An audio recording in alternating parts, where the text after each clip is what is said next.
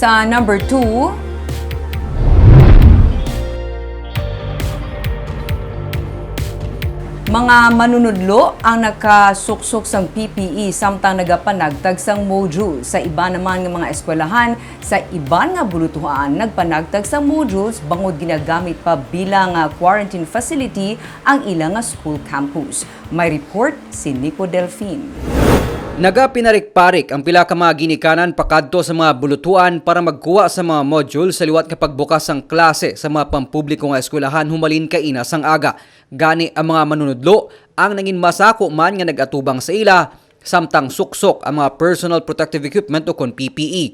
Kadungan sini ang masako man nga pagprinta sa mga manunudlo sang dugang nga modules nga paggamiton karon nga bukas na ang klase. Ang Iloy nga si Mary Jane Villanueva naghingagaw naman nga ma-enroll ang iya duwa ka mga kabataan sa grade 1 ka grade 2 matapos nagpaidalom sa quarantine. Ito kay bala mo nakapuli kami sa Mainland daw nag-quarantine kami dito kami bakasyon. O at least nang okay na kamusubong. Okay na. Suno kay Angelica Taroballes, principal sang Alfredo M. Montelibano Senior Elementary School sa Barangay Villamonte, ginalauman nila nga magasaka pang kadamuon sa mga enrollees karon nga school year. Ilabi na nga madamo sa gihapon sa mga estudyante sa private school ang nagatransfer sa mga pampubliko nga eskwelahan. Mga 95% na kami sa amon enrollment. So more or less, damo pa, nagahingagaw. Kasi syempre, ang ginikanan, bala, may mga obraman mo. Tuglain, chimpo last time. Sa Don Alfredo, kailang students? 614 last year. 614. Way back, sang wala pang pandemic, that was 580 something. Nag-increase kami actually. Pero hindi kasubong sang nagligad nga school year. Mas handa sila sa pagbalik sang klase karon nga pandemic. Joke, may slide, gid nga pangapa. Subong ya daw ka, very ready, nagidya.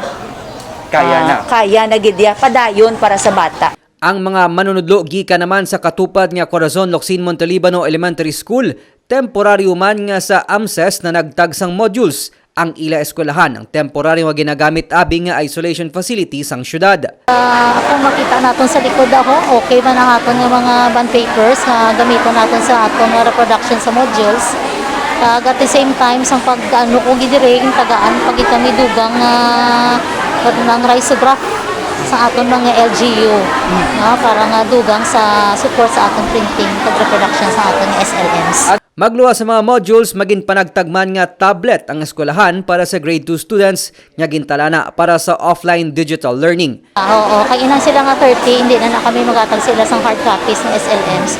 Bali, digital offline na ng ilang modality. Grade na bali. Oo, modality nila is digital offline.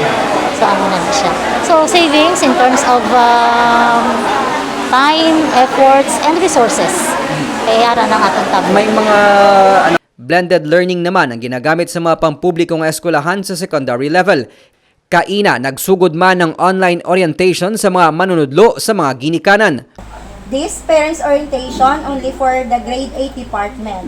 So, as you can see in the screen, we are the teachers of grade 8. So, Ginalauman sa pamunuan sa mga pampublikong eskwelahan nga magabaskog pang suporta kag koordinasyon sa mga ginikanan sa ilang mga maestra sa idalom sang nagapadayon nga blended learning modality sang Department of Education. Ini samtang ginapaabot ang posible liwat nga pagbalik sang face-to-face learning karon nga pandemic.